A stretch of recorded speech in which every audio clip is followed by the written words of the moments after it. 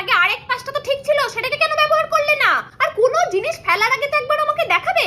খাবার এভাবে নষ্ট করবে না, আমি খাবার নষ্ট করা একদম পছন্দ করি না। আচ্ছা এই নিন মা, খেয়ে নিন।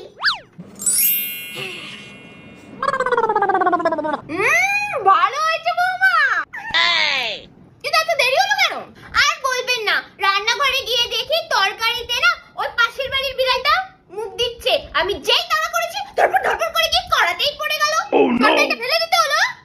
পাগল নাকি? আমি আর খাবার নষ্ট করি? আমি